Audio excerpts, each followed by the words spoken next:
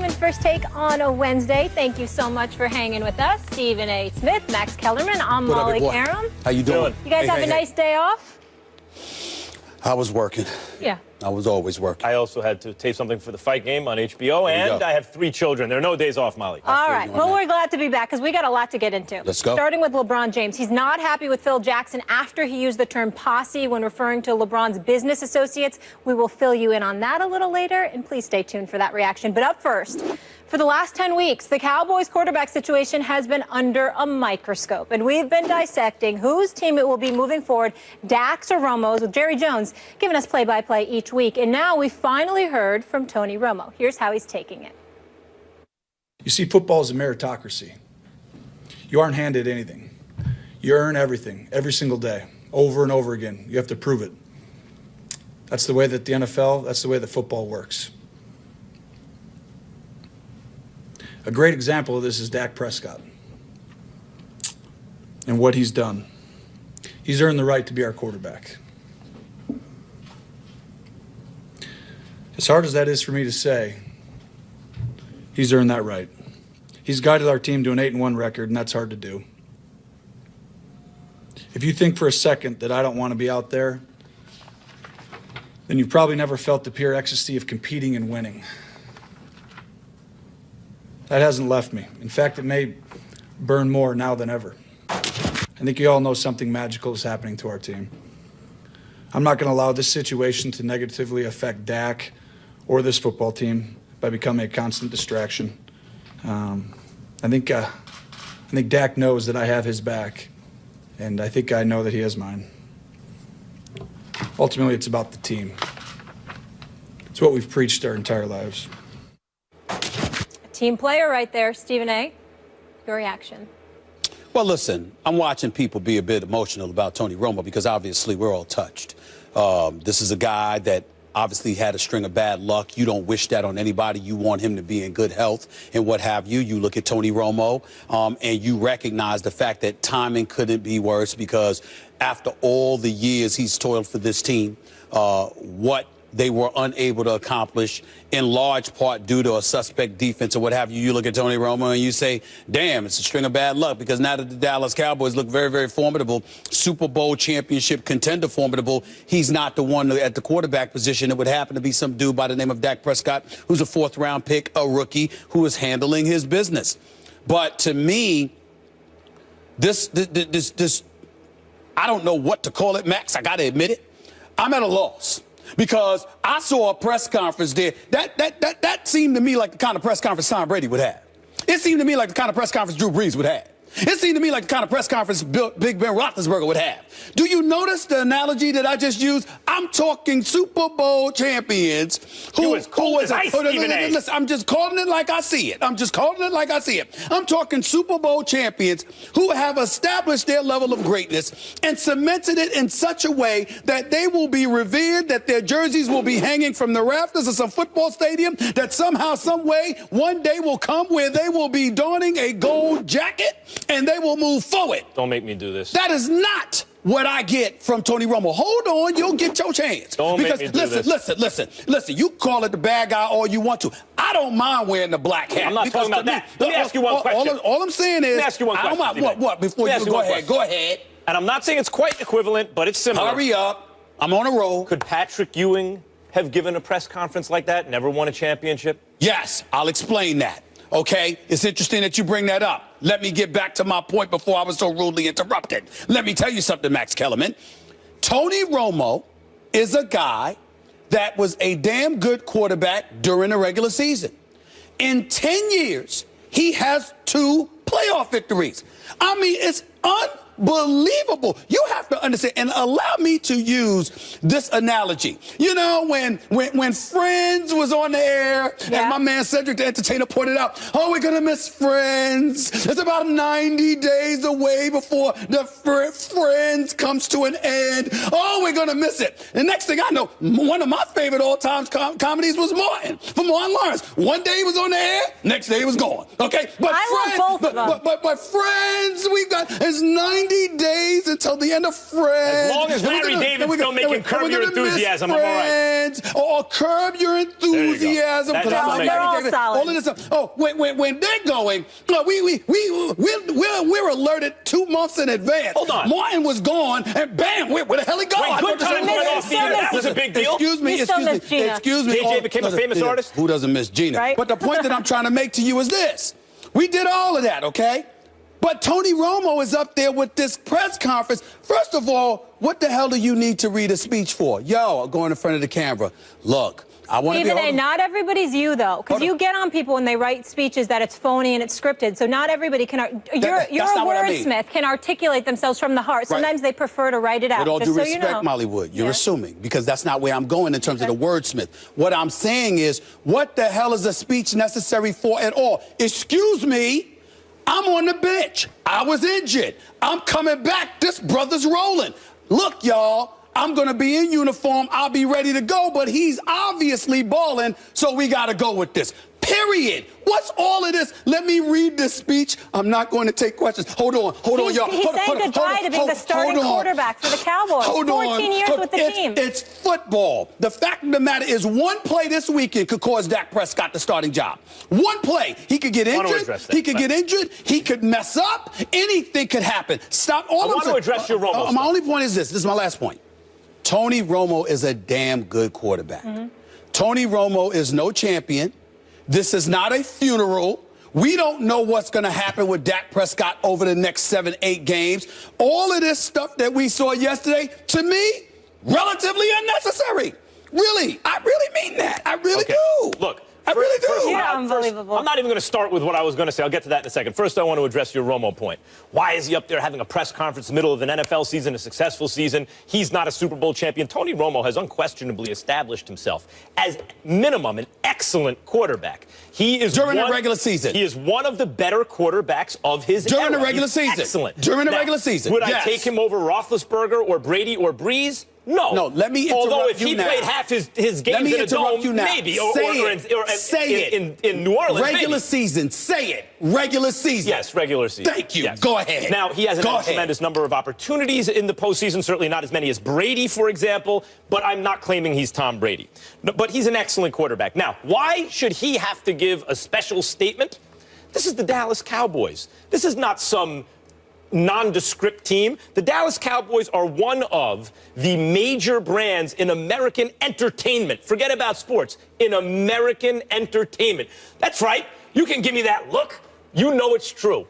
Their owner, Jerry Jones, is on the radio every week talking about the team. You know they're America's team. They shouldn't be, but they are. Look at your timeline, Stephen A. Smith. Look at the harassment you receive on the radio. Is that because of you talking about any team, or is it because of you talking about the Dallas Cowboys? So it is a big deal. Now, in terms of him giving the speech, he had to do it. He had to, once the announcement was made that they couldn't procrastinate anymore, he's not ready to play, he's not healthy. Once it's known he is ready to play, he is healthy, but Dak is still playing, he is going to have to give a concession speech of sorts. So the question is not that he gave the speech. The question is, just grade the execution. How do you think he executed the speech? I give him a B+.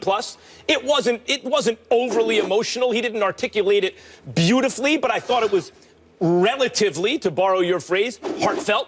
I think that Tony Romo can connect to the emotion of someone having earned it, as Dak has earned it. I mean, he was a third-string quarterback who won the job out of nowhere, right? I think, by the way, also from Bledsoe. People don't talk about that, right?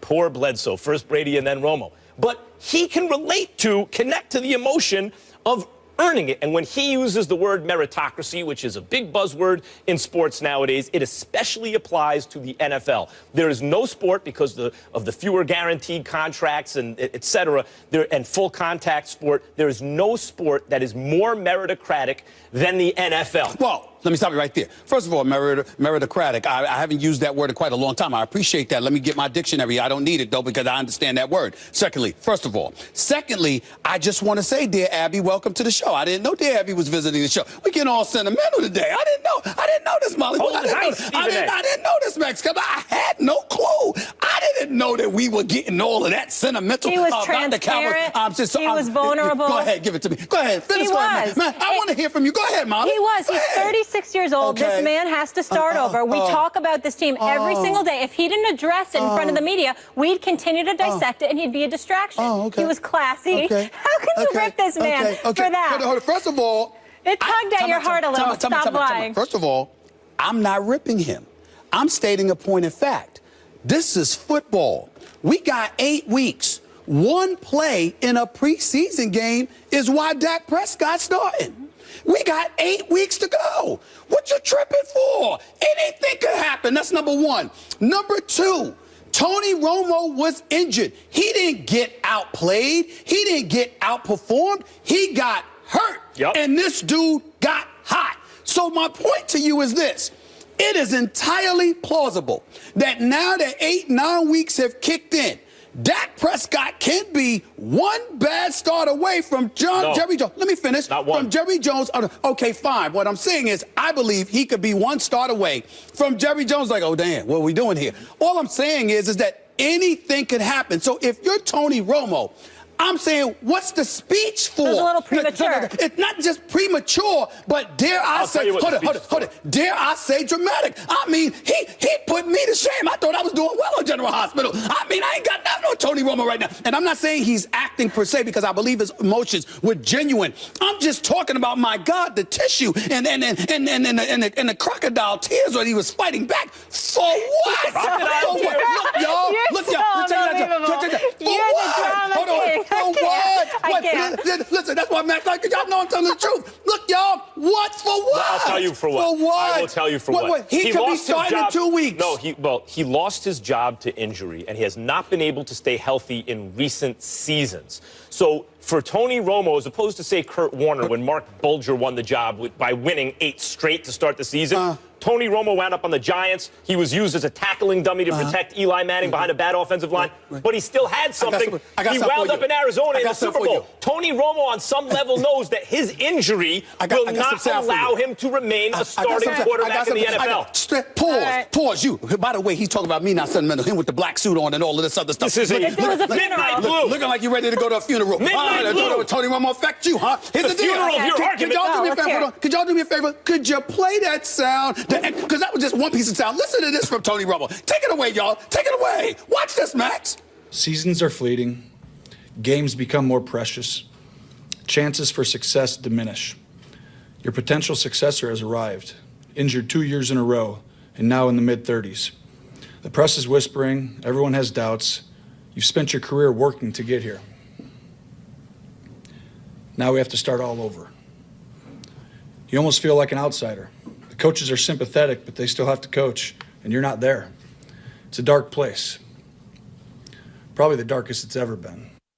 Poetic. Oh, It's my relative. God. Oh, my. This is unbelievable. I feel for him. Feel for what? I just do. I saw a 6-10 season. I saw back-to-back 8-8 seasons, even though that third season, it was Kyle Orton quarterbacking them on the last game of the regular season when they lost the NFC East division, as opposed to Tony Romo. I saw Tony Romo in 10 years as a starter have really 2 big-time seasons in terms of leading the Dallas Cowboys record-wise to a level of prominence, and they didn't win playoff games that year, even though they did win a couple of years ago when they beat Detroit. They should have beat Detroit, but they lost to Green Bay, and they should have beat Green Bay. My only point is this. Tony Romo, I have no doubt his emotions are sincere. But the fact is, it's football. Anything. If this were a speech, he could have gave it at the end of the season. It would make more sense. He didn't need a speech. That's not fair. He didn't need a speech, and he didn't need. And by the way, not asking questions. Not answering questions. The press wanted it. The owner wanted it. I'm sure Dak appreciates that Tony Romo is giving that concession speech. Hold on. I got it. I'm sorry. I apologize. All right. My bad. I'm being insensitive. You don't hate the Cowboys more than me. I put my Cowboy hatred up against anyone, but that's not right. So Tony Romo, my bad. You are. My bad. You want to know why, Stephen? Whatever y'all say. He went undrafted in 2003, started for the team in 2006, 14 years with the Dallas Cowboys. No, so this is the question. Y'all act like he just got drafted last year. He's been in the league for 10 years. Moving it forward. 10 He's been elite for 10 years? All right. Will we ever see him in a Dallas Cowboys uniform again? I think you might. This is why I'm saying what I'm saying. I think it's entirely possible that Tony Romo will be seen against this season. Make the call, yes or no? Then you can say, I told you so. Let me tell you why. I think, and I'm certainly not wishing injury. First of all, I'm proud of and a fan of Dak Prescott and Ezekiel Elliott. I may not like the damn uniform they're wearing, but the young brothers doing their thing. Nobody's more prouder than me. Having said all of that, it is football. I think that Dak Prescott's going to get some hats put on him because people are tired of seeing him flossing while the Cowboys are flowing. They're having a problem with that. I think you could see they're going to get at him. That's number one. Number two, no matter how hard they tried, there's been suspect teams they've been going against. And more importantly, the more you play, the more footage there is on you. You got to figure out a way to stop Ezekiel Elliott and that offensive line. And that's easier said than done, no doubt. But the flip side is, as it pertains to Dak Prescott, I think it's one of those situations where cats are going to figure him out as the season wanes and more is on the line. And I definitely do believe, even if this max him getting benched so Tony Romo could come in to finish a game, even without him losing his starting job. The question is specifically pertaining to, will we see Tony Romo in a Cowboys uniform again this season on the field? I believe something's going to happen where we will see that. Okay, I don't know what, but I believe that. We both think it's possible, but your call is, yes, we're going to see him, and my call is, no, we're not going to see him. First of all, just to go back to something you said in the previous debate, a rookie quarterback gets hot. When a rookie quarterback gets hot, the situation may be that we're just looking at a great player. I mean, I think Dak Prescott's going to be great. And Dak Prescott has looked this way. I hate saying it. I hate the Cowboys. I'm a Giants fan. Dak Prescott has had the look since his first preseason game. The guy just looks like the goods in the pocket. Look, I mean, he has star appeal at the very least. Maybe that's because of a great offensive line, but I think that has a lot to do with Dak Prescott as well. In terms of whether we'll see Tony Romo in the uniform again, here are the possibilities. A Dak Prescott injury, obviously no one wishes that on Dak Prescott. A Cowboy collapse, which I am rooting for very hard. Lose 3 of the next 4 games or something like that.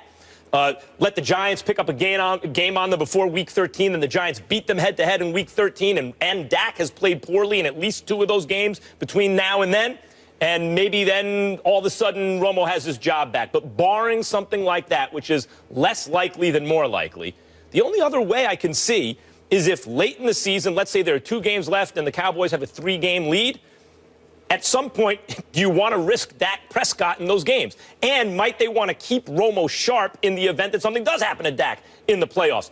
Maybe you see Romo there. That's really, I think, the more likely possibility of seeing him. Otherwise, June 1st, they cut him and they save $54 million against the cap. That was always the way this was going to play out. Look, damn it.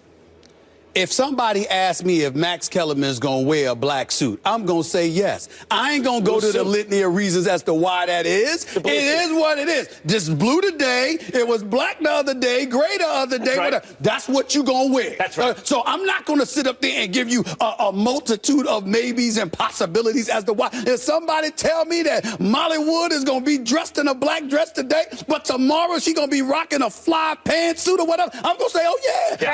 That's how she Range, baby, range. I said off the top. My call is we will not see Romo. All I'm saying to you is off the top. Yeah, you said off the top, but then you went into a litany of reasons of why it's possible. I'm telling you right now, you're going to see Tony Romo. You're going to see him. Trust me on this. Why? Because it's really what Jerry Jones wants at his core. Not beyond this year because of the money. You're absolutely right. But I'm talking about right now. Somehow, some way. What makes you think that's really what Jerry Jones wants? Are you ready for this? Are you ready for this?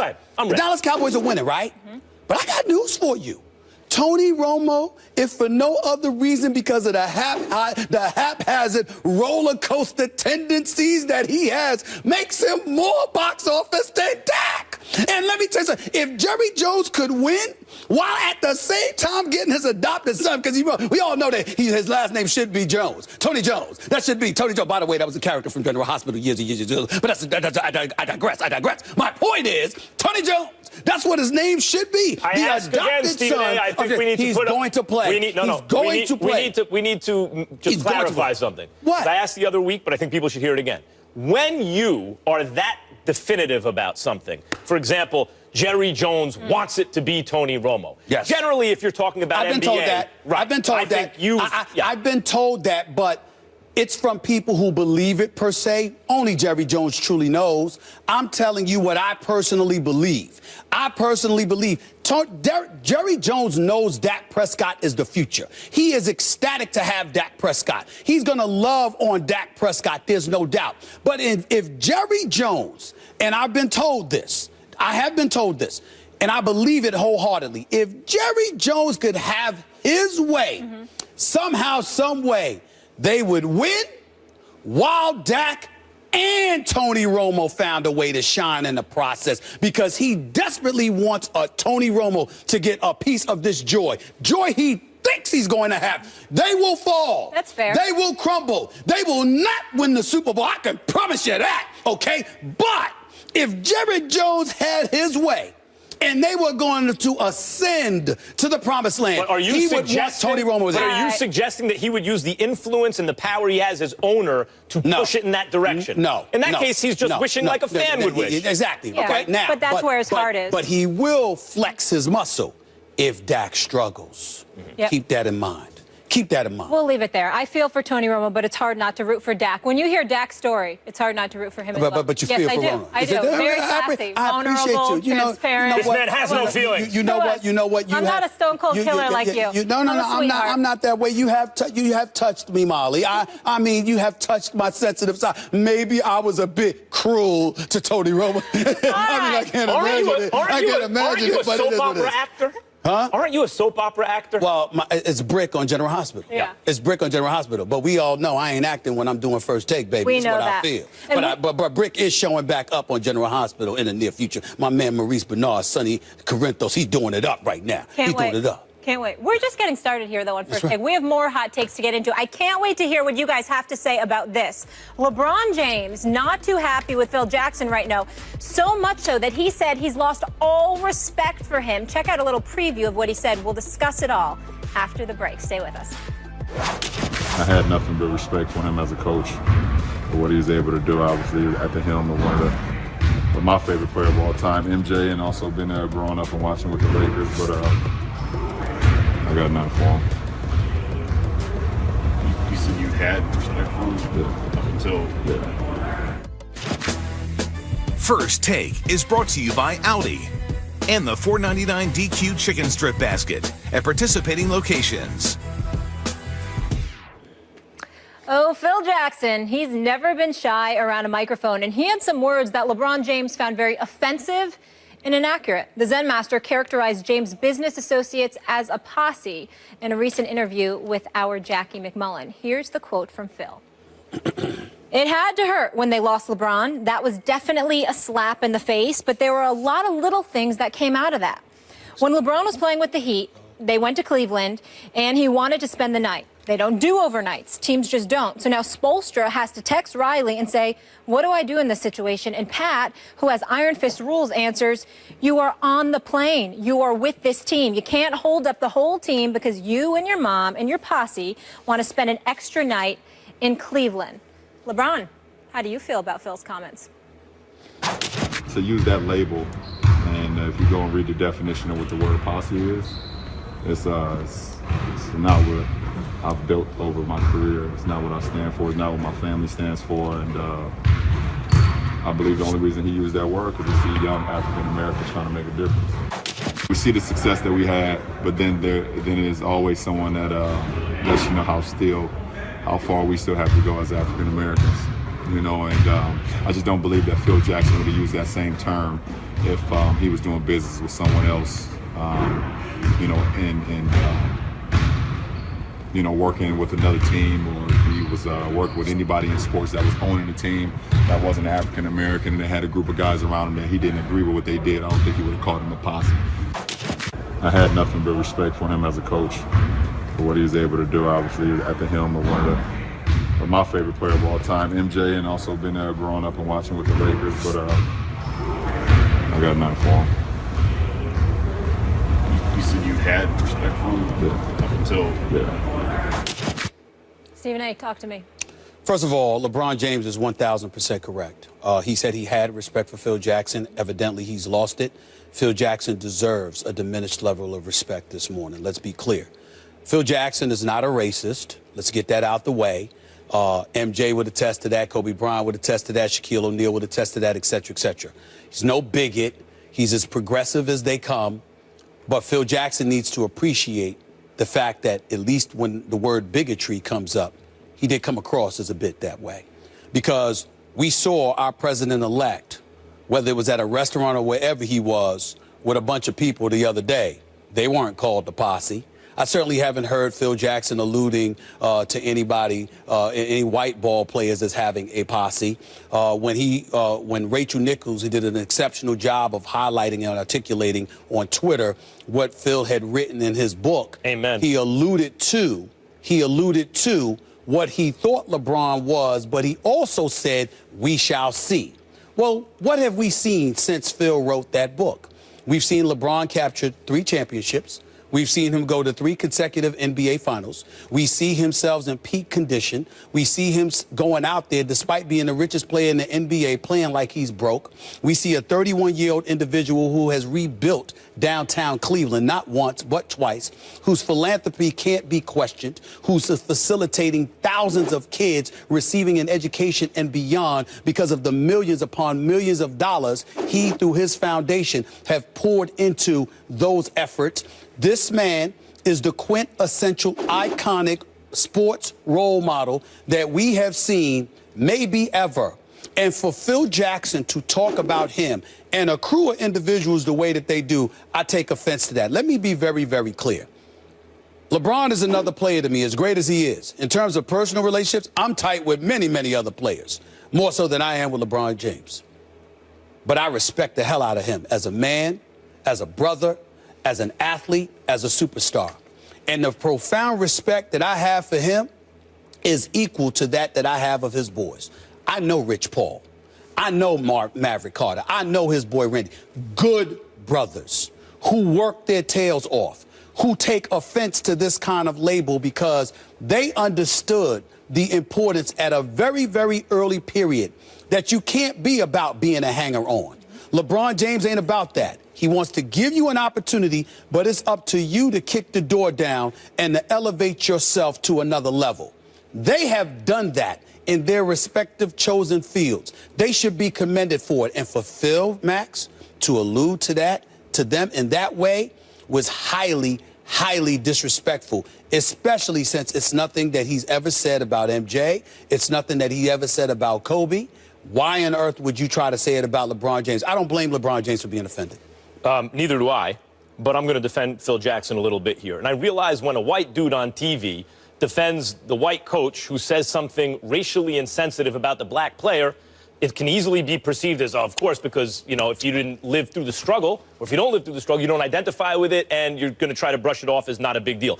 I think that these things become big deals partly because it's baked into the system.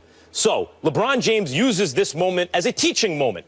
I thought it was really well done by LeBron James because people should be aware that sometimes the language they use, particularly groups that have not been, you know, persecuted groups, and Phil Jackson belongs to one of those groups, they should be aware that the language they use sometimes reflects, even if it's unconscious bias or unconscious feelings that they would be better off without. It does reflect that at times, and LeBron James used the moment to point it out. But we're here, and the sports media is here selling, you know, the products we sell during the commercials. And if we think that an issue can get people to watch, we will exploit that issue. And on Twitter, it'll be clickbait, etc. So a good teaching moment that LeBron is using here with Phil Jackson turns Phil Jackson into a villain out of proportion with the actual crime he committed. What was that crime? Lazy thinking, I think, is really the crime that Phil Jackson committed here. Not just maybe using the word posse to describe young African-American, especially successful African-Americans in this case, because, you know, in boxing we call it an entourage. And that's generalizing. We know that entourages frequently are filled with hangers-on. You pointed out very well, I think, why that's not the case with LeBron. Because LeBron gives his, you know, people an opportunity but then they have to make the most of it. So the people you see around LeBron have been selected out. It's like an evolutionary process. Either you contribute or you're not there. But how else is it lazy? I want to mention this because it relates to that idea. Maverick Carter in particular, I want to point out, is an extraordinary person. What are the odds that someone who played on the same high school basketball team as LeBron would be given the chance and then becomes a mogul in his own right, and then doesn't just take the opportunity and does okay, but does exponentially better than anyone could have imagined? That not only is LeBron a 1 in a billion guy, but he surrounds him, but the guy he played on the same team with is a 1 in a million guy. So it's general and lazy in that from that point of view of Phil to use the word posse, but to apply it to the people around LeBron, particularly Maverick Carter, is in a way, it points out how extraordinary Maverick Carter is, because in Phil Jackson's experience, the entourage, or posse as he calls it, around players in a predominantly African-American league has been to entitle those players in a way that he feels is counterproductive. And I think that's legitimate. It's just lazy to apply it to LeBron. With all due respect, I think you're letting Phil Jackson off the hook. Now, you are as sensitive and as decent as they come. In no way am I questioning you in terms of how heartfelt you feel and how sincere you are, particularly to a myriad of causes that affect the African-American community. I want to say that. But if I'm correct, you are Jewish, right? Correct. Max Kellerman, does a black person or a white person get to define what is offensive to you as a Jewish person? I don't think anyone gets to define what's offensive to anyone else. No, what I'm saying to you is that as a Jewish person, if somebody says something that you deem anti-Semitic, it's not for me to question that.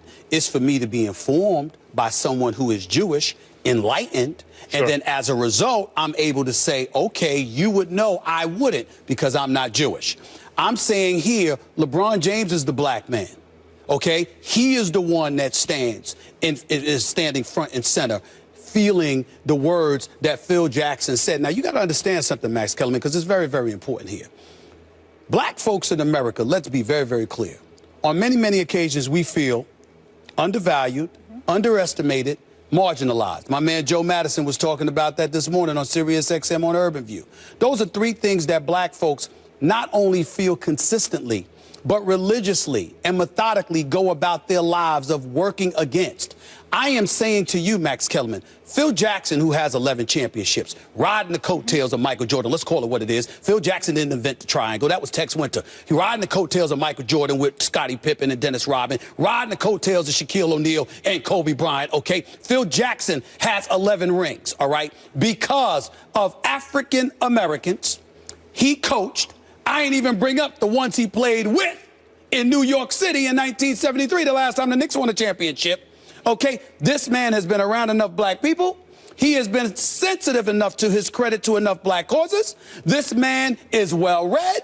He's well informed. He knows better. So when you sit up there and say it was lazy, when it comes to reading, when it comes to experiencing, when it comes to enlightening and educating yourself about what people different than you may feel, Phil Jackson is not lazy, which means that if he wasn't lazy, he intentionally said that. I am not letting him off the hook on that. All that assumes that he wouldn't have used the word posse with a white player and his hangers-on, although in LeBron's case, they're not hangers-on. And that may be true. Difficult to prove, but I wouldn't argue against that too hard. Okay. That may be true. I haven't heard him do it. Which is why the crime here is insensitivity or laziness and... Well, go ahead. There's one other thing. He also misrepresented the story, and Rachel Nichols enlightened us on this, in that LeBron wanted to hang out a night. The game was Wednesday in Cleveland, and then Friday they're going to Toronto, and he made it seem like LeBron just said, hold up the plane, I want to hang out with my family and my posse, when he had invited the whole team over his house for Thanksgiving rather than spending a random holiday. And he also went a step further. Misrepresenting the narrative of what LeBron was trying to do, making him look like a bad guy. But he also went a step further, because it implied that he was a prima donna athlete who expects special treatment when, by the way, he knows that certain guys deserve it. Right, but that, I think, is actually a function of LeBron not playing for Phil Jackson. Phil Jackson's always done this to opponents. He tries to undermine them with statements in the press. He's always done that. In terms of the sensitivity, As I said, LeBron has an absolute right to feel that way. I think he's right about it. My own judgment is he's right about it. And he used it as a teaching moment. Right. And I started by saying that was a good thing. Phil Jackson, right now, needs to come out and apologize to LeBron James. The NBA is better because of LeBron James. LeBron James has honored the NBA brand just as much, if not more, than Phil has. He should come out, man up, and apologize to LeBron James right now. Whether or not LeBron wants one, by the way. Yeah. Right. On that note, can you guys head over to Twitter, weigh in here. Should Phil Jackson publicly apologize to LeBron and company? We'll share those results a little later in the show. We want to hear your thoughts on that. But coming up next. 58 seconds left, and all they need is a field goal. They're trying to knock off number 2. On the way, and good. And it is stunned disbelief inside Death Valley. The Pitt Panthers have rocked Clemson's world and shaken up all of college football. Keith Duncan for a walk-off winner. Right through, and the Hawkeyes have stunned the Wolverines. Michigan unbeaten no more. Loops it in the back of the end zone. What a catch! Imator baby! Touchdown USC! Oh, and it's picked off! And that might send the folks home here in Seattle. You don't have your fastball going each week, you're going to get knocked off. So good. A crazy Saturday filled with upsets led to a little reshuffling of the college football playoff rankings. So here's the latest, folks. Ohio State benefited the most with a win over Maryland. The Buckeyes moved up from 5th to 2nd. Michigan, losers on the road against Iowa, fared the best of the fallen as they remained at number 3. Clemson, which lost at home to unranked Pitt, dropped from number 2 to number 4, while Washington's home loss to USC cost the Huskies 2 spots, going from 4th to 6th, putting them outside of a playoff bowl. And then Louisville has to deal with a 1-spot move, going from 6 to number 5 after pulling out a win over Wake Forest. Stephen A., any issues with those rankings? Not at all. Alabama should be number 1, roll tide. They're the best team in the nation. They have the best coach in the nation. They will steamroll, as I predicted it earlier this year when Max Kellerman was willing to take the field and I was willing to take Alabama. Come on, Lamar Jackson. I have stayed right there, and I'm not budging. Alabama will roll. Roll tide. Having said all of that, they've destroyed the SEC. Nobody in the SEC is even relevant in our eyes because of what Alabama continues to do to everybody. Tennessee, Texas A&M, LSU, just to mention a few. Leonard Fournette gets held to 35 yards rushing. I mean, my God, Alabama, roll tide. So we look at that, and the SEC has been irrelevant, which is a story that we should visit another day because Nick Saban has ruined the SEC conference, which was the best conference for years. Now it's the Big Ten. And because it's the Big Ten, that's why I don't have a problem with Ohio State and Michigan being up in there. I know Penn State beat Ohio State, and everybody caught up in the sauce talking about Penn State. You know, if they win the Big Ten and Ohio State, even if Ohio State gets in, they should be in. Oh, stop it. They're not on Ohio State's level. They lucked up 1 week. Damn it, that's that. Having said all of that, Clemson being that 4th team, I know that they beat Louisville. I know my man Max Kellerman wants to see Lamar Jackson. But damn it, they didn't get it done. And Louisville right now, as we look at them in terms of strength of schedule from this point forward, they're like 43rd. They had their opportunities. They didn't look impressive in a variety of wins after a loss to Clemson. I've got no problems with the top 4 whatsoever. Alabama, Michigan, Ohio State, and Clemson. As I so often do, Stephen A. Smith, I'm going to use your own logic against you. Sure. So looking forward is affecting how you're ranking these teams now. How is Louisville going to overcome based on their strength of schedule and make it into the top 4? No, I just threw it out there because I know you like to use your stats, so I want to beat you to it. Okay, well. Go ahead, but it doesn't matter. Looking forward, Ohio State, Michigan playing at the end of the season. Someone going to lose that game. They can't be in the top 4, right? You can't be in the top 4 with 2 losses. Depends. Well, no, the loser of that game ain't going to the playoff. Okay. Okay, so. What if Louisville loses it? So, well, let's start here. So we have Alabama 1, Ohio State 2, Michigan 3, Clemson 4. My problem is Ohio State or Michigan, one or the other ain't going to be there. That opens up a spot. And I've argued for Washington last week. Did you? Yeah, Louisville. I don't recall you arguing. I thought that was me. No. I thought that was me talking about Washington. I said Pac-12, and you were dismissing them because of a loss to USC. Now, Louisville versus Clemson. This is a paradox. To rank Clemson over Louisville is a paradox. A paradox is like if you said no one at this desk is capable of telling the truth. If that statement were true, then it couldn't be true because you'd be telling the truth. That's a paradox. That's right, think about it. Now, how can Clemson be ranked ahead of Louisville? They just lost to Pitt. If you believe Clemson is better than Louisville, then you also must believe that a close Louisville loss that could have gone either way on the road to Clemson is not as bad as a loss to Pitt at home, if you believe Clemson should be ranked over Louisville. So if you believe Clemson should be ranked over Louisville, you cannot have Clemson over Louisville. A paradox. Therefore, my top four. Alabama, at least a standard deviation better than the rest of college football. Okay. Let's call it what it is at this moment and so far. Go ahead. Either, make up your mind, Ohio State or Michigan. Let's go with Ohio State for now. Louisville, and I think ultimately Washington. I think I kind of could have helped our Democratic presidential nominee Hillary Clinton in this regard when it came to the debates, Max Kellerman. The art of debate is first making sure that people understand what the hell you're saying in order for you to win it. It shouldn't have to look up the words, shouldn't have to look up the phrases, shouldn't have to have a thesaurus and a dictionary next to them to try to figure out what the hell you're saying, okay? I'm talking about right now, as the rankings stand today, the 4 teams who are in it, I have no issue. Now, of course, Ohio State or Michigan is going to lose. And when that happens, if Louisville wins and runs the table and Clemson wins and Alabama wins, we might have a decision made. Sure, we can talk about it then. But I'm sorry, Molly, wasn't your question about right now, the ratings as we speak today? Louisville lost to Clemson. Ohio State is still better.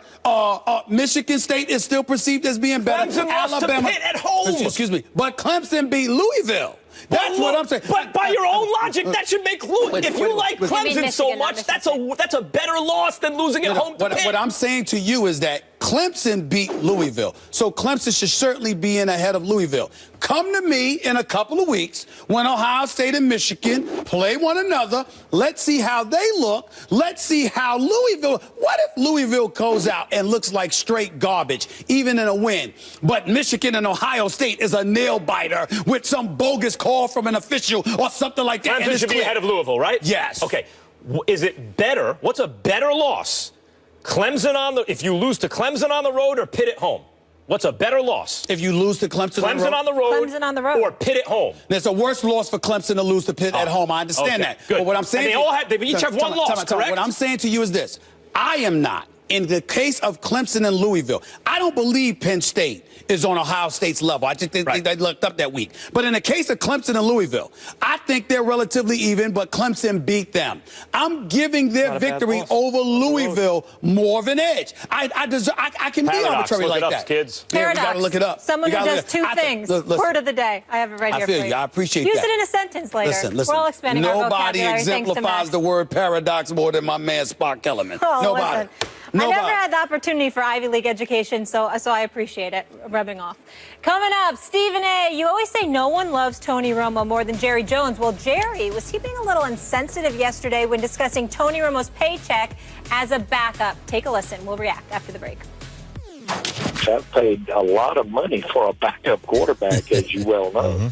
And this, by the way, as it turns out, is going to be the record for having paid this for the backup quarterback.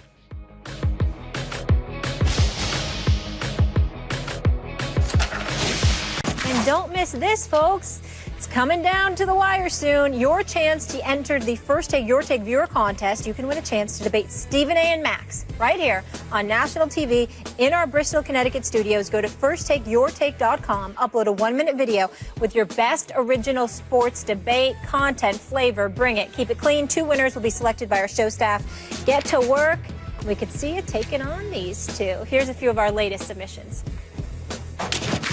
In regards to the Dallas Cowboys, are they good or are they lucky? I mean, is y'all through or is y'all finished? I mean, we can go back and forth, but man, bottom line is they getting the job done. And all credit is due. They got a great offensive line. They're just mowing over people right now, running through them like Swiss cheese. Stephen A., I got a surprise for you. Right here, I have your football card. And sir, not only are we taking it away, we are tearing it up. Are you kidding me? Luck? The Cowboys ran all over your Steelers, and you'll look for any reason not to give them credit. If you're 8-1 and that happens to be the best record in the NFL this year, you're good. If your rookie quarterback QBR is second to Tom Brady. Those were fire. Those are our best three we've had so far. With the one who ripped up the car, they are besides the ladies, they're in the top 10. You're a hater. They're in the top 10, and there are a couple of ladies who were phenomenal. I said that were better than that. Well, you didn't say that. The first two that we just saw had extra flavor. The ladies. And by the way, what's up, big boy? What's up, baby? I'm about here. time you showed up in the studio. I see the shirt with the yellow tie and all that stuff stepping out just a little bit. Clean. You looking clean. You know, that's what I do. That's what I do. That's what I do. Okay. All right? But I'm here. Are you two done? Are you two done? I'm here because he talk junk. He talk junk when I'm saying like I'm scared to be here when he here. What up, boy? What up? Let's do this. Let's get into it, and I appreciate all those videos. Jerry Jones, someone else who knows how to talk, went on his radio show yesterday, had some interesting comments about Tony Romo's newfound role as a backup. Take a listen. You've always had to have the use of another quarterback at some point during the season. You don't want that. And you're dealing with a very young, healthy, strong quarterback and Dak Prescott. But, that's the reason you have backup quarterbacks. I've paid a lot of money for a backup quarterback, as you well know. And this, by the way, as it turns out, is going to be the record for having paid this for the backup quarterback. Paycheck jokes. I don't know. I was raised to never talk about somebody else's money, but what do you think? Insensitive? Well, first of all, in the interest of fairness, because I want to be fair, Jerry Jones did make those comments before Tony Romo's, dare I say, emotional speech reading, scenario with the media and the public. So I want to be sensitive. I would say that I was a bit more sensitive to Jerry Jones. I mean, when you think about it, Jerry Jones is smiling, and he has suffered a lot. There is no doubt about that. And I think that we see a situation right now where where Jerry Jones is so happy. The Cowboys are winning. Not only is he making money because they're worth over $4 billion, not only is he making money, but finally, it's actually justified because it's not hype that has the Dallas Cowboys, really leading the news wires and the airwaves and all that stuff. It's their actual productivity on the field for only the second time in 20 years as far as I'm concerned. So I look at it from that perspective, and I understand how Jerry Jones is so happy. I'm just saying that I was a little taken aback because it is his adopted son we're talking about here, Tony Romo. I imagine that if Tony Romo showed his emotion to us, he clearly showed it to Jerry. And knowing that, I would expect Jerry to be a little bit sensitive. But Jerry Jones reminded us all of the business extraordinaire that he is, and that business takes precedence over personal feelings. Damn it, I'm paying you the paycheck. You're still going to go to your house, your mansion, and somewhere in Texas, all right? You're still going to wear the uniform for the rest of the year. You're going to get paid. Everything's good.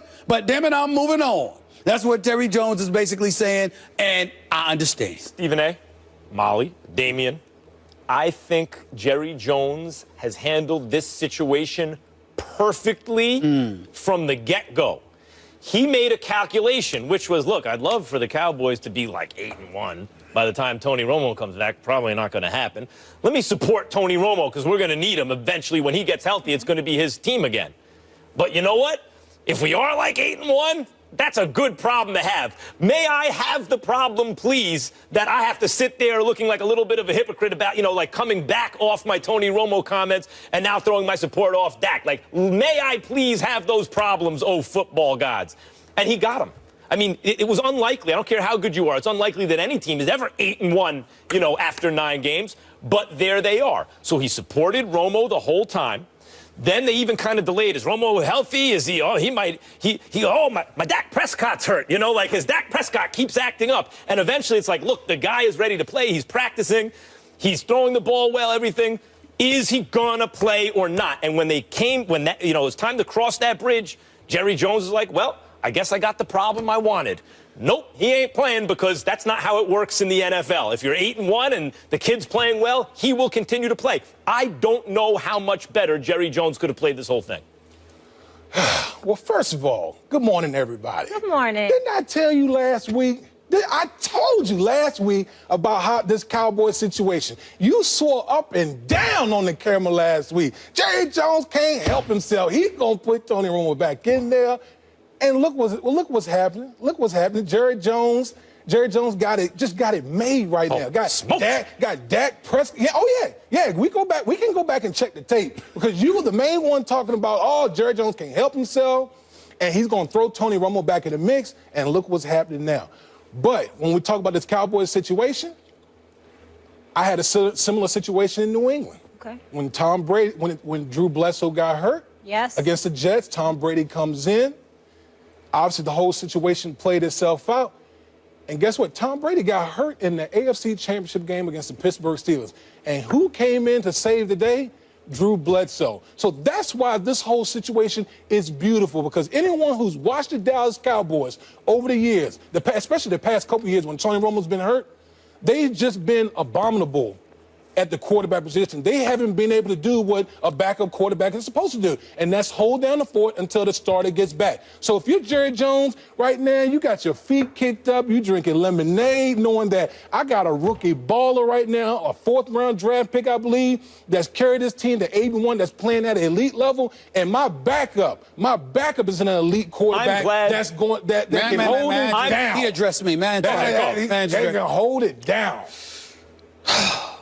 Damian Woody, when I spoke last week, you're absolutely right. I said exactly what you said I said, but I didn't stop there. You see, this is the beauty of being a journalist as opposed to a football player. See, you know your football. You understand what I'm saying? Okay. But I know how to record. Okay. The expertise of football players, part of the job I had. And I also know how to record myself. I specifically said this season, not this week. My point is they got 7 games to go. Baltimore's next, Washington's after that. You got road games with Minnesota and the Giants. You got Tampa Bay, Detroit, and Philadelphia. Now, the last game is January 1st. That's the new year. Okay. That means I got till the new year until you can say the statements that you just stated. Because the fact of the matter is I never said to you, that's next week. I said to you, trust you me, Jerry Jones can't help himself. You better believe you're going to see Tony Romo again this year. That is what I said. Okay. So you tried to sit up there very adroitly, I might add, elocuted yourself very, very nicely. You didn't try to sit up there and confuse me, force me to need a dictionary like Max does. You were very, very direct and to the point. But in the end, you basically misquoted me because I got until the new year. Am I right, Molly Wood? You do. I got until the new year. He thinks he can still get in. It's January. It's November, bro. But guess what? I'm going to be here every week. I understand that. But don't act like I said it now. So every week, I'm going to sit here and I'm going to look you right in the eye, and I'm going to count it down. And I'm going to count it down for both of y'all because you don't listen. You're hard-headed too. Max, you know better than you're probably contaminated than Max. This is your fault. You probably did it. It don't matter because I see what's happening. You have been huddling. You huddle with the researcher. You huddle with Molly Wood. You huddle with the NFL aficionados and what you do. You mingle with them, all right? And y'all conspire against me. You're but I'm up for it. I'm up for it. You will see Tony Romo again. You are so full of it. We've never huddled. Please. You are so full of it. Way to switch the narrative like Phil Jackson.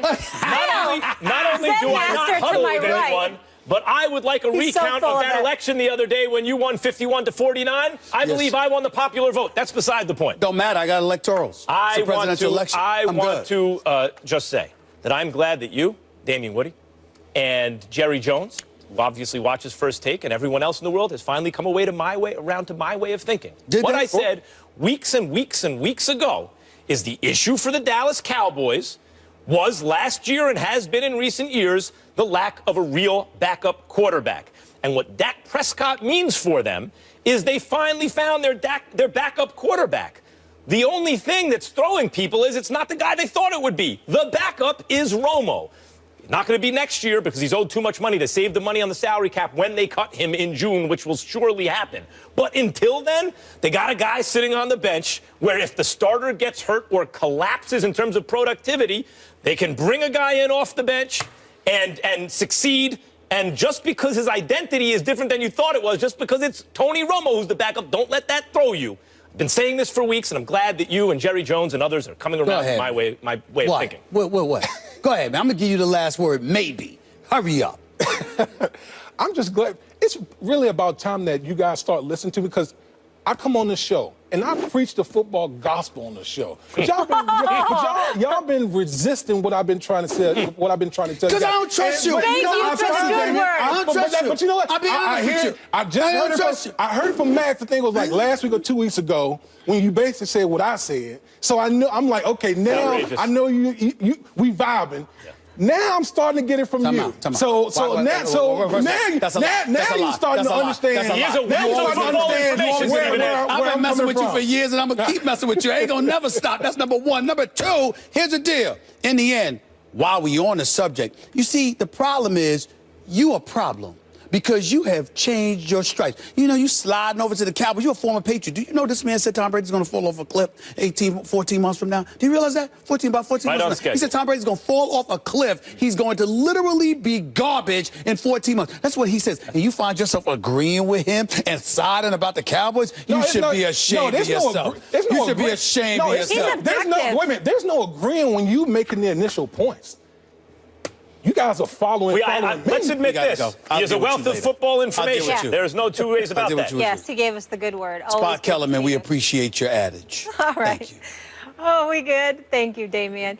Coming up next, Donald Trump's upcoming presidency is already making waves in the sports world. Several pro teams steering clear of Trump-branded hotels. We'll get into it and react. And league sources are telling ESPN that the Bucks, Grizzlies, and Mavs have moved away from Donald Trump-branded hotels in New York City and Chicago in an effort in part to avoid an implied association with the president-elect. Sources say another Eastern Conference team contracted to stay at the Trump Soho in New York this season has likewise already decided to switch to a different property in Manhattan when its current contract expires at season's end.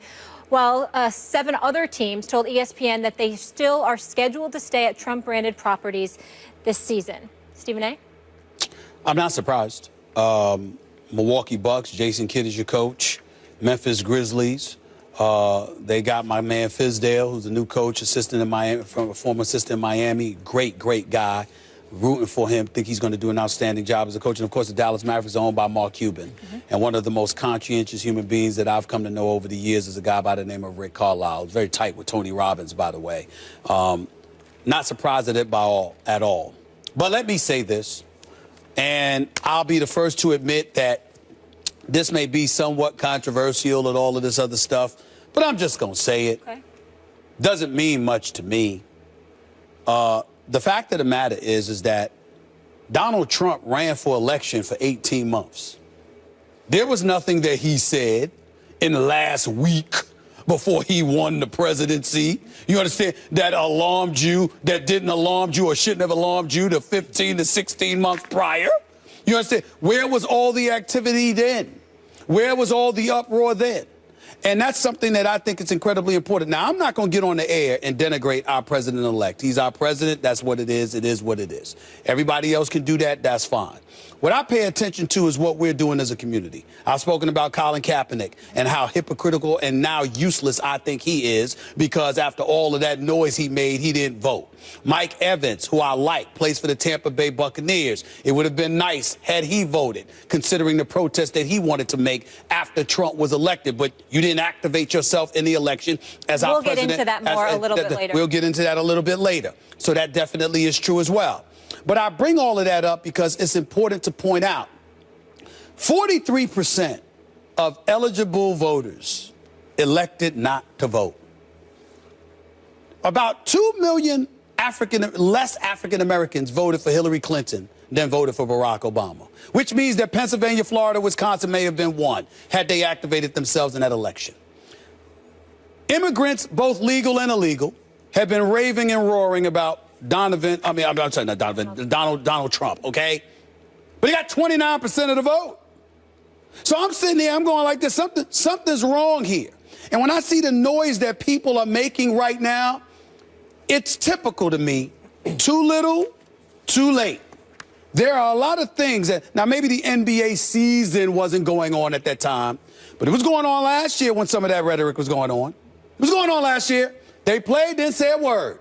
Didn't say a word. Dismissed it, didn't take. Well, I mean, part of that is you said last week that the media seemed to be pro-Hillary and anti-Donald Trump. But in fact, in their coverage, they created a false equivalency between one person who was appealing to tribal kind of politics and talking about a ban on Muslims entering the country, a religious test essentially to get into this country. Give us, you're tired, you're poor, you're huddled masses yearning to be breathe free unless they're Muslims. I mean, like, that wasn't covered to the extent that Hillary's trumped-up email scandal was. I disagree. Well, go ahead. Not even close. I disagree. Even though, I mean, Totally SNL did a skit on it. It was so hilarious, the kind of disproportional coverage. Being helped by a hostile foreign power in Russia, et cetera, Again, et cetera, et disagree. cetera. All these things were not covered by the media to the extent. So that's one thing, maybe keeping people less than enthused about supporting the other side or fighting against Trump. And another thing was the polls, with the exception of Nate Silver, 538, ESPN's very own Nate Silver, who said, look, there's like a 1 in 3 chance Trump can win this election. All the other polls and everybody else, all the other so-called experts were decrying, were really deriding Nate's polls. All the pollsters should be fired. And all of them are wrong. Saying he's just trying to drive traffic to his website. Nonsense like this, when he actually, watching that, made me think people need to get politically active, but I think there was a false sense of security that Trump can't really win the election. Well, guess what? He won, and he won on a wave of populist anger. And I think those who say, in the NBA and other places, who say, even if it was just rhetoric, even if it was just Machiavellian, the ends justify the means, and how he governs will be different and be a unifier instead of a divider, though it doesn't tend to happen that way with people who get elected on a wave of populist anger. Even if that's the case, that's not okay with us. You can't use that kind of rhetoric and have us support you or legitimize you in any way. 1. 2, there are others who will say that, no, if he governs differently than the rhetoric, then we will eventually not boycott the hotels, but that remains to be seen. And I'm saying to you, you're missing the point. I believe you're missing the point because at the end of the day, it was a combination of arrogance in terms of there's no way he's going to win, and disregarding, taking for granted he was going to lose. There's no way like somebody like that would win this election. Somebody spewing that rhetoric, which is something he never spewed prior to running for election, by the way. My point to you is that, to my knowledge, I've been around him a lot of times, a lot of Shaq and other sports figures. We've been around him. We never heard that stuff. By the way, I've had him on the radio. He was a very good guest. We never heard it. We never heard that until he ran for election. My point to you is this. At the end of the day, the reason why I take the position that I take is because if people had activated themselves in this election, then we wouldn't be sitting here worried about the stuff. They took for granted he was going to lose, and now they upset that he won when it's their fault that he won because they weren't active. They weren't active in all of this. They did it. They did it. About that, all right, then own it. That's all I'm saying. Own it. Let's stay with that and with this subject. And I want to address the Mike Evans angle that you brought up. So in a protest of Donald Trump being elected president, Bucs wide receiver Mike Evans chose to sit for the national anthem on Sunday. On Tuesday, he had a change of heart, telling our Josina Anderson this.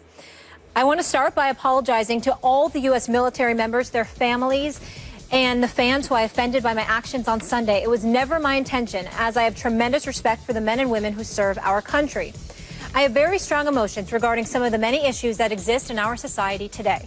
I chose to sit as an expression of my frustration towards this year's election. It was very personal for me, as it was for so many Americans. With that being said, I will not sit again during the national anthem because I want to focus my efforts on finding more effective ways to communicate my message and bring about change by supporting organizations and movements that fight for equal rights for minorities. Evans indicated on Instagram that, like Colin Kaepernick, he didn't vote. So, Stephen A., you are very hard on Colin Kaepernick for the same thing. Does Evans look better or worse right now? Well, I think he looks better, but he doesn't look good. He doesn't look as bad as Colin Kaepernick because he didn't instigate a national dialogue and cause a national divide by the position that he took. He reacted to a result he didn't like, and whether we agree or disagree with it, in the end, it just wasn't consistent with what he's saying his position is, because he's saying we can't stand for this, we need to change, but you did nothing to facilitate that change. In the case of Colin Kaepernick, I believe it was the Sacramento Bee, correct me if I'm not sure I'm accurate about this, but I believe it was the Sacramento Bee who revealed that even before the protest, Colin Kaepernick hadn't even registered to vote. You didn't register to vote. You take a position where you kneel for the national anthem. You want to bring attention to it. You're talking about you won't change until there's change, but you did nothing to facilitate change when it really, really counts. There is nothing, absolutely, positively nothing. Our historians, particularly individuals within the African-American community, will be the first to tell you there is no instrument that we have available to us to provoke change more powerful than to vote. When you combine that with the fact that you've got guys like James Carney and Goodwin and Schwerber, individuals from the civil rights era in 1964 in Mississippi, they made the movie Mississippi Burning out of it. These three individuals were abducted and murdered. Took 44 days to find their bodies. Why? They were trying to get African Americans to register to vote in the South. You know something about your history.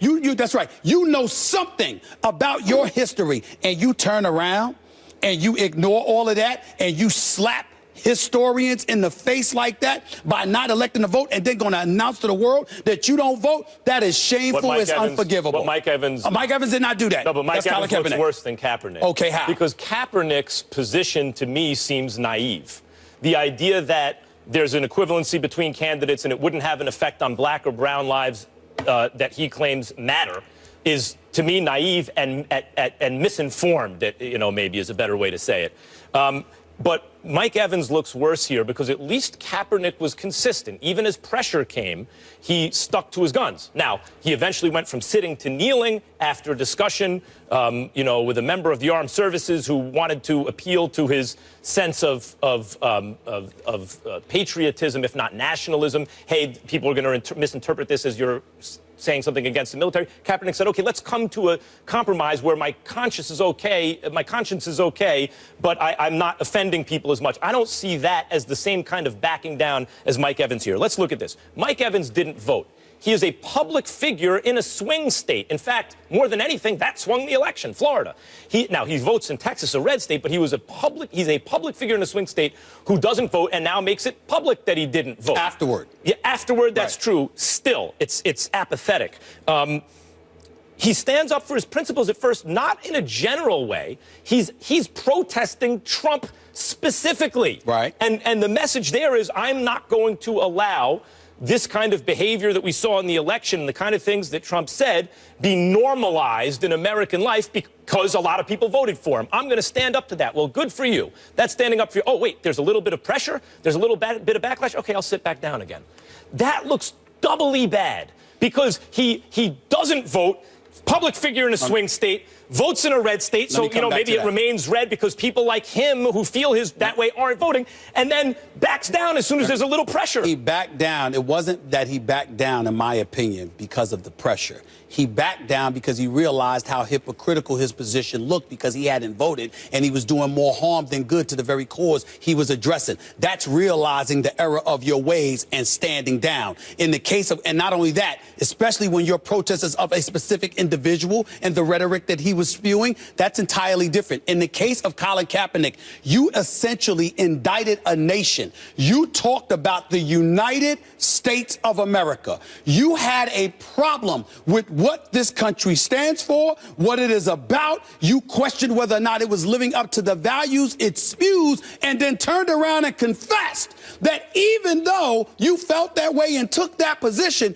in the same place, you took no stance when it comes to activating and exercising your inalienable right to create the change you said you wanted. That is much worse than Mike Evans. That is much worse than Mike Evans. There was a teaching moment here that Mike Evans could have participated in had he said, instead of backing down because he appeared hypocritical, I made a mistake. I didn't vote. I disenfranchised myself in a sense already. He did that with his actions. I will not make that mistake again. And now what I can do is at least stand up and protest. And I'm telling you, he did that with his actions. What the hell has Colin Kaepernick done? He sat up there, took a position. No, he looks like he caved now, Mike Evans. Yeah, you might say he looked like he caved, but the point is he stood down because he recognized he made a mistake. The bottom line is Colin Kaepernick saw absolutely nothing wrong with not voting. Absolutely nothing wrong without provoking the change that you asked other people to join you in trying to create. There's nothing more worse or more hypocritical than that. Colin Kaepernick should be ashamed of himself. Mike Evans had ashamed of himself to make an optimal choice, and he made a way suboptimal choice. Mike Evans just realized he stood down because he realized he made a mistake. Colin Kaepernick is the flaming hypocrite. Flaming hypocrite. The bottom line to the bottom line is your vote matters, and I hope that our country realizes this in hindsight of the election and does that moving forward. I know I sound like a Monday morning quarterback, but that's the truth. Coming up on a much lighter note, and speaking of LA, the Lakers didn't win their 7th game of the season until the turn of the year last season. This season, they've already won 7 games and we're only midway through November. Progress. The Lakers have now won 6 of their last 8 and are 2 games over 500. Max Kellerman. Is it time to take the Lake Show seriously? Yes, the baby Lakers are for real. Now, in the NBA, what's been shown in recent years is after, I believe it's 22 games, we know the playoff seeding already. Like, look at the records after 22 games. That's what the playoff seeding is going to be. Right now, they are, 12 games in, 10 games in? And so there's a little time still for the Lakers. Let's see what happens. However, when you look at the standings and who's, right now they're ahead of the Thunder. That should not continue. But you tell me the team that's for sure going to be the 8th seed over the Lakers in the West. The Grizzlies, the Kings, the Nuggets, the T-Wolves, the Suns, the Mavericks, the Pelicans. There's no sure thing in there. Luke Walton has turned Julius Randle from a guy who looked like a bust to boom. He has Nick Young playing defense. Think about that for a second. Nick Young is playing consistent defense. D'Angelo Russell looks terrific much of the time, as does Clarkson. And, I mean, they have and by the way, this is without their number 2 draft pick really strong enough yet to assert himself in the NBA. The Lakers' future looks bright. But their present ain't bad either. They could make the playoffs in the West. I can't believe I'm saying this. They could do it this year. Few things I wanted to point out. Number one, Julius Randle didn't look like a bust. His first year, he never played because he got injured the very first game. Last year, he came back. That was the Kobe era. So this is really, as far as I'm concerned, his first year. He's never looked like a bust. Nick Young, a.k.a. Swaggy P.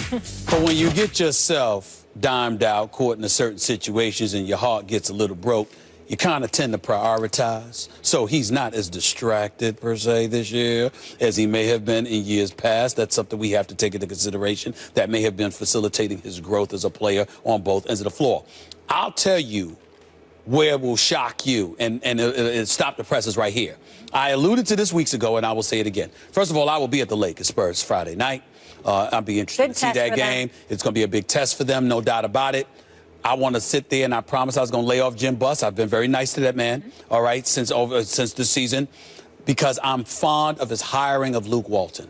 I am a fan of Luke Walton. I think this guy is a golden boy, and I think he's going to prove to be an exceptional coach in this game. I really like Luke Walton, and I love his daddy, so that don't help. Bill Walton. Who doesn't love Bill Walton? But here's the deal. He's the best. But here's the deal.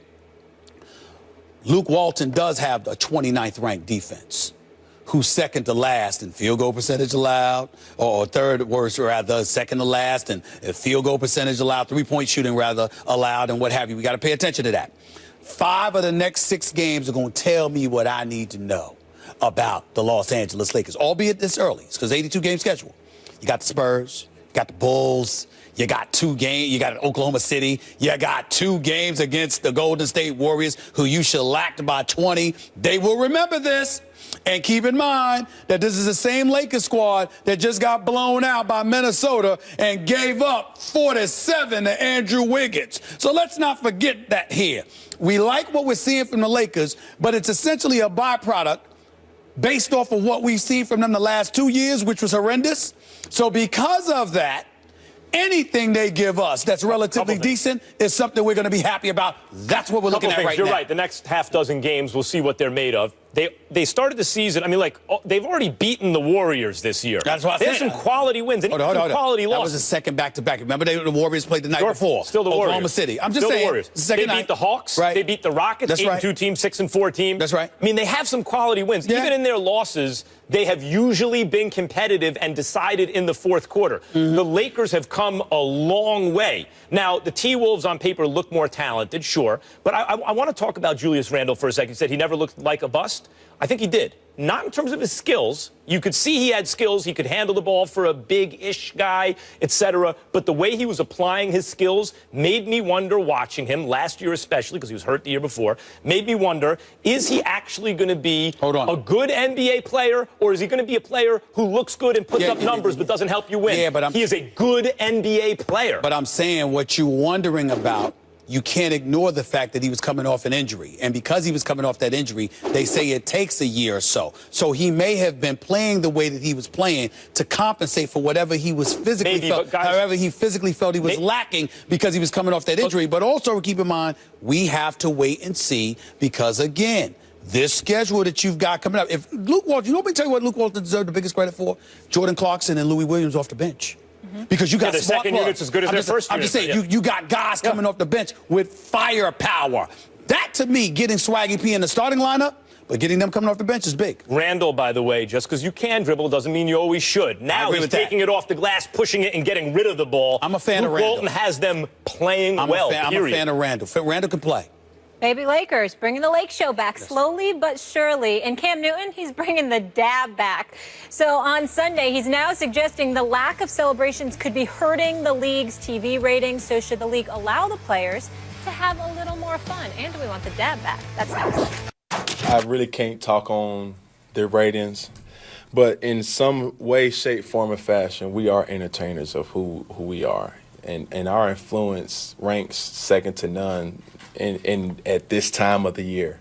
When you come out in blue cleats, or when you come out in white cleats, gold cleats, whatever cleats, when you come out and do a certain dance, people are watching.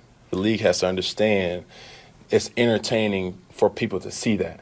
From a touchdown celebration, I found myself last night trying to see what Odell Beckham is going to do for his end zone celebration. And just the little nuances of the game of football, people can't get enough of it. I know I can't. And bringing the dab back, how about it? So he's suggesting, obviously, the NFL should allow celebrations after being asked about the sinking TV ratings. You think he's got a point? He's absolutely right on the money. These are the kind of things that gravitate a young generation towards you. You must remember, and not only that, the NFL can't be hypocritical. You can't build off of something and then forget it once you've arrived, just because you may not like it. Billy White Shoes Johnson, primetime Deion Sanders, Devin Hester, and all of those folks in between. They did a lot. Michael Irvin to a lesser degree. The list goes on and on. People did their celebrations. And you see kids, the younger generation, gravitating towards that. And not just the younger generation. By the way, not just the minority community as well. You saw white kids doing that. You saw white coaches doing that. When Dabo Swinney, did you see him dabbing? Yeah. When he was trying to dab? When you see kids at North Carolina trying to dab, even though that kid for North Carolina did a poor job of doing it, but it was funny. You just see a lot of these things. You feel a part of it. There is a difference between celebrating and taunting. And there is nothing wrong. I want to emphasize, there's nothing wrong with the NFL sitting there and saying, we don't want you taunting. But there's nothing wrong with them saying that. But having said that, there's also nothing wrong with players celebrating because it magnetizes you towards the product. I'm telling you, I wanted to see, it was electrifying to watch Primetime return a punt or return an interception. Wasn't just because you wanted to see the play. You wanted to see him high-stepping into the end zone, There's nothing like... There was nothing People like still it. do it. There's nothing like someone like Deion Sanders or Muhammad Ali or someone who just does something better and different than everyone else, Conor feeling McGregor. themselves afterward, of course, because it's like the expression of their ego and it's not unfettered, and how many of us in life get to do that, right? So I agree with that, and basically it's not just along racial or cultural lines in terms of more puritanical versus less puritanical. It's also generational, as you said. The youth culture affecting the kind of norms of the older generation who, of course, don't like the fact that their view of things is getting displaced. It's going to happen in the NFL, too. Of course, Cam is right about that. But, and I know he's not standing up at the podium because he wants to. He has to, talk. It's just when you're 3-6 and you're losing, a lot of people are going to hear that like, man, I'm not trying to hear that from Cam Newton right now. Last year when he was like, if you want me to stop celebrating, stop me from scoring. And people are like, yup, he's right. But we got on him for not having fun, right, when he was losing. And now at least he's trying to have fun. Wait a minute. I actually disagree with you strongly with the statement you just made. The fact that he's up there talking about the celebrations in the league and how it may have had a detrimental effect on ratings because of the league's willingness to micromanage, it's easy to say that when he's winning. The fact that he's saying that in the throes of losing, I got no problem with that. Because to me, he could be spoiled and not want to address anything like that because they're losing, but he was still willing to do it. Let's also point this out. The league is micromanaging, and I want to make sure I emphasize this. The league itself, we can't point along, minorities, white guys living up top and running the show. Wait a minute, you got Troy Vincent up in there and a host of African Americans that the NFL is employing that play a role in influencing the league in terms of how much of a heavy hand they bring down upon these issues. So it's collectively they've all drawn this conclusion. We haven't said enough about the Players Association, whether it's an issue like this, whether it's the Kaepernick issue or what have you. These are guys that represent the players. And I don't hear DeMaurice Smith practically on any damn thing. And it would be nice to hear his voice, for him to remind us that he does actually have the job of representing the players, to speak up about some of these issues. It really would be nice. I want to address the Cam point about him being consistent. It's easy to do it when you're winning, harder to do it when you're losing. I'm not talking about whether he has the right, from my point of view, to do it, whether it's a good thing or a bad thing. I'm talking about the way it's going to be received by many people. It's going to be, because celebrations are a superficiality.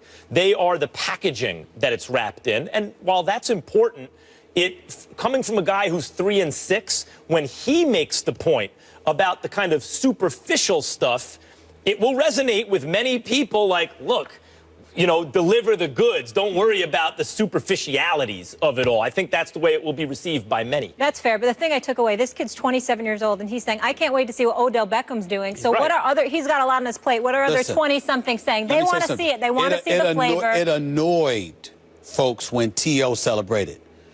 You trying to tell me you didn't gravitate to when he said, get your popcorn ready? I love my So we want to see it. Thursday Night Football, the Saints come marching in. Bring it, Cam. T.O. was dancing with the cheerleaders and threw the popcorn. It was the best. Lovely. But the important thing is he balled out in the Super Bowl on one leg. Of course. That's why you love T.O. The other stuff is great, but that's not why you love him. That's the gravy. Coming up, does Phil Jackson owe LeBron an apology for using the term posse? Take a listen to what Stephen A. said earlier. We'll reveal if the viewers at home agree with Mr. Smith.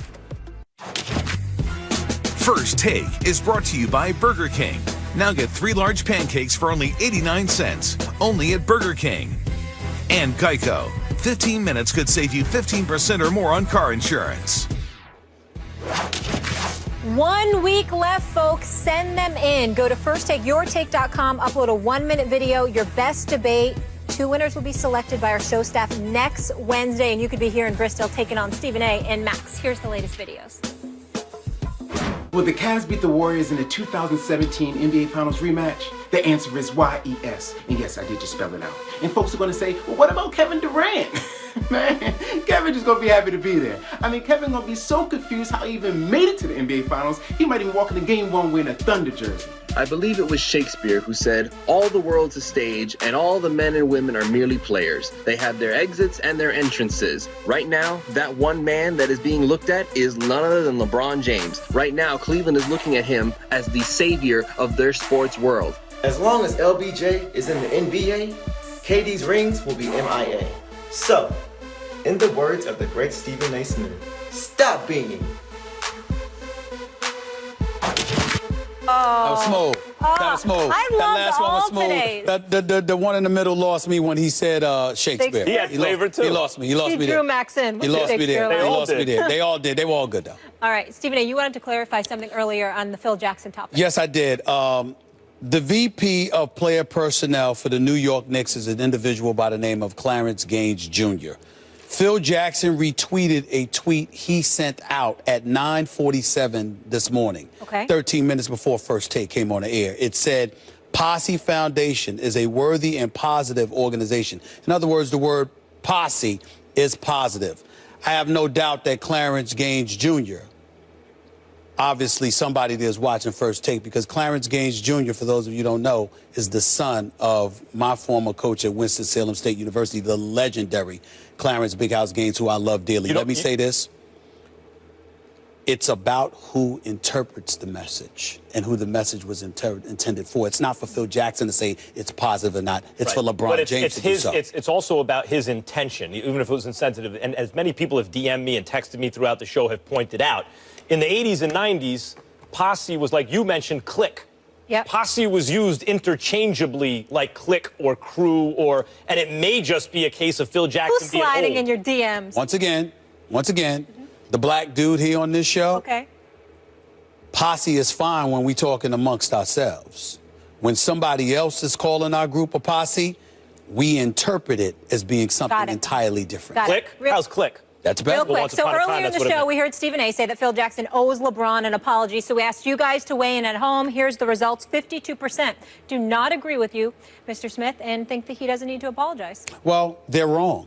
And I don't give a damn that they agree with me or not. It doesn't surprise me. We live in a very divisive world, and that's the latest form of evidence, because I have no doubt that most of those people are people who look differently than me and come from a different background than me. Because I assure you, most people... Can't we all just get along? It wouldn't hurt for him to say, look, my intention was not to say something insensitive, but since that's the way it was received, I apologize if it offended anybody. It clearly was not my intention. I will try to be more aware of it going forward. Yes or no? You think LeBron agrees with me or them? LeBron said that his position is clear. Then he's the one that is the offended party, right? Although he also said he doesn't want an apology, I believe. See you guys tomorrow. Thanks so much for hanging with us. Have a great day.